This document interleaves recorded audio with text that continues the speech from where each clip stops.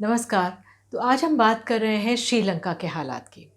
श्रीलंका के जो हालात हैं, लगातार कई दृश्य आ रहे हैं, विरोध प्रदर्शन के दृश्य आ रहे हैं और हम सबकी दिलचस्पी है कि उस देश में क्या हो रहा है। श्रीलंका और भारत का एक नाता है जो बहुत पुराना है, अतीत से भी जुड़ा हुआ है। लंका अ, लेकिन अपने आप में जो इस समय की परिस्थिति है, वो वाक़ई चिंताजनक भी है। वहाँ पे लोगों को सड़कों पर इस तरह से क्यों आना पड़ा? क्यों एक राष्ट्रपति भवन के अंदर घुसना पड़ा? क्यों प्रधानमंत्री का उन्होंने निवास जला दिया?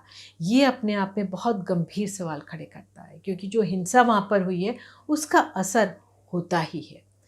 तो हालाँकि कहा ये जा रहा है कि 13 जुलाई को जो बुधवार है, 2 दिन बाद की जो राष्ट्रपति हैं, वो आधिकारिक तौर पर अपना इस्तीफ़ा दे देंगे। हालाँकि वो देश छोड़ के जा चुके हैं। लेकिन जो प्रदर्शनकारी हैं वो राष्ट्रपति भवन में तब तक मौजूद रहेंगे जब तक कि राष्ट्रपति का आधिकारिक फैसला, जो उनका इस्तीफ़ा है, वो नहीं आ जाता, वो जग ज़ाहिर नहीं हो जाता। हम भारतीयों की बहुत नज़र बनी हुई है, क्योंकि जो वहाँ से दृश्य आए थे, जिस तरह से विरोध प्रदर्शन के, ये अभी के दृश्य नहीं आए थे। हम लोग दृश्य देख रहे हैं मार्च से, 15 मार्च से कहा जा रहा है विरोध प्रदर्शन शुरू हुआ। और उसके बाद जो हम दृश्य आते थे, हम खबरों की दुनिया में लोग मौजूद हैं कि लंबी लंबी कतारें हैं गैस के लिए, पानी के लिए, जो डिपार्टमेंटल स्टोर्स हैं वहाँ पे खाने का सामान नहीं है, टमाटर, फल, सब्ज़ी, इसकी बेहद कमी हो रही है। किस तरह से लोगों को आर्थिक परिस्थितियों से जूझना पड़ रहा है, पैसे की कमी हो रही है, मदद मांगी जा रही है, इमरजेंसी लगाई गई। पहले राजपक्षे जो हैं, ये परिवार 2009 से इन परिवार का बहुत प्रचलित रहा है वहाँ पे श्रीलंका में। 2019 के भी चुनाव हुए, बहुत अच्छा प्रदर्शन करके ये लोग आए, लेकिन फिर क्या हुआ? फिर क्यों राजपक्षे को प्रधानमंत्री तौर पर इस्तीफ़ा देना पड़ा था?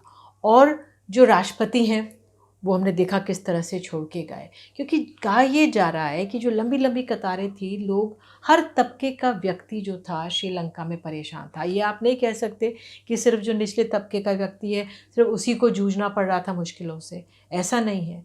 वहाँ पे जो मध्यम वर्ग है, उनको भी परेशानी हुई। जो और अति अमीर लोग होंगे, वो तो पहले ही बाहर चले गए होंगे या उनको संसाधनों का उन्होंने इंतज़ाम कर लिया होगा। लेकिन एक बहुत बड़ा मध्यम वर्ग है, उनके साथ क्या हुआ?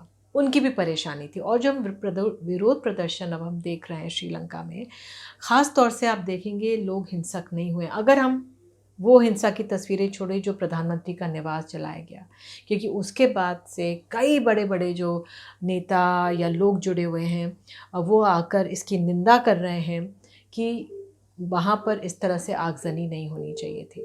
कुछ लोग ये भी कह रहे हैं कि जिस तरह से प्रदर्शनकारी राष्ट्रपति भवन में घुसे और जो राजपक्षे हैं, गोटबाया, वो चले तो गए, लेकिन वो सेना को कह सकते थे कि आप प्रदर्शनकारियों को रोकिए कि वो राष्ट्रपति भवन के अंदर ना जाएँ, लेकिन उन्होंने कोई भी सख्ती नहीं की। और जो दृश्य आए, वो अपने आप में पूरी दुनिया में उन्होंने तहलका मचा दिया, सोशल मीडिया पे तहलका मचा दिया कि किस तरह से लोग सीधे राष्ट्रपति भवन के अंदर घुस गए हैं। किस तरह से कभी वो किसी कमरे में जा रहे हैं, कभी वो टीवी देखते हुए नज़र आ रहे हैं, कभी वो देख सकते हैं कि राष्ट्रपति के बेड पे लेटे हुए हैं।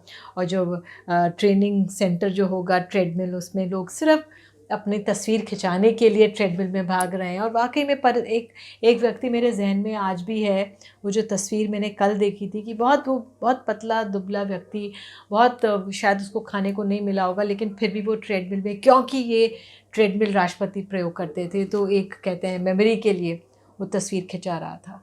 लेकिन उनकी जो परेशानियां हैं वो हम सबके सामने, इतनी संख्या में कैश मिला, जो राजपक्षे का कुछ सामान जो छूट गया था, उनके पहनने के वस्त्र या तमाम चीज़ें थी, उसको लोग देख रहे हैं और खुश हो रहे हैं कि उनकी ये चली इतनी कि वो यहाँ तक पहुँचे। लेकिन एक मानवीय आधार पर अगर हम देखें, किसी भी राष्ट्र में ऐसा नहीं होना चाहिए। इस परिस्थिति में नहीं होना चाहिए कि इस तरह से बेहाल हो जाए एक देश कि राष्ट्रपति को इस तरह से भागना पड़े। ये वाक़ई में बहुत दुखद स्थिति है।